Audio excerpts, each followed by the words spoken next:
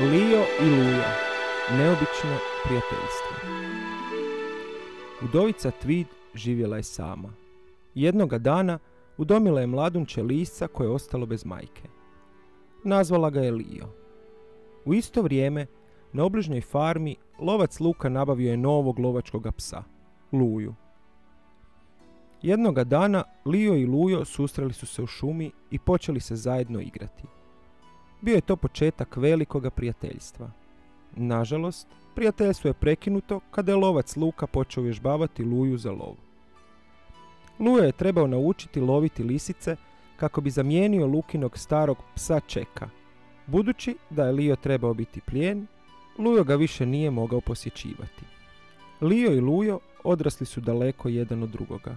Ipak, mladi lisac nikada nije zaboravio svoga prijatelja.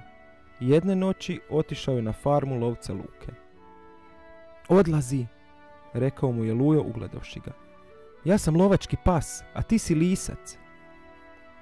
Njihov je razgovor probudio starog Čeka, koji je odmah počeo lajati kako bi upozorio lovca Luku. Bijesni farmer izjuri i počne vikati na Liju. Sutradan ujutro lovac Luka ode do udovice Tweed i zatraži od nje da se riješi lisca ili će ga on uloviti. Da zaštiti Liju, udovica ga teška srca odvede u šumu i ondje ga ostavi. Lujo je ubrzo upoznao mladu lisicu Lijanu, koja ga je poučila životu u šumi. Nedostajala mu je udovica Tweed, ali uživao je u slobodi. Nakon nekog vremena, lovac Luka nabasao je na Liju u šumi. Toliko se usredotočio na to da ga ulovi da je zaboravio na svaki oprez. Tada ga je napao golemi grizli. Srećom, vjerni pas Lujo hrabro je skočio na medvjeda kako bi obranio svoga gospodara. Medvjed ga bijesno odgurne i Lujo padne na travu.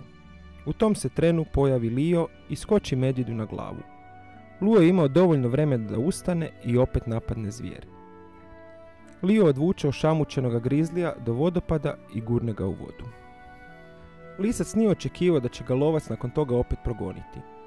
Kada je Luka stjerao Liju u klanac i zaprijetio mu puškom, Lujo mu se odluči suprotstaviti.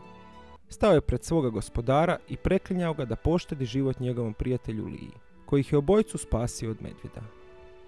Luka je najprije oklijevao, a zatim se postiđeno okrenuo i otišao. Shvatio je da su te dvije životinje, jedan pas i jedan lisac, zapravo bolji od njega. Lio i Lujo razmijenili su dug oprošteni pogled. Znali su da moraju poći svaki svojim putem. Lovački pas otišao je za svojim gospodarom, a lisac se vratio svojoj lijepoj lisici Lijani. Pred njima je bio novi život.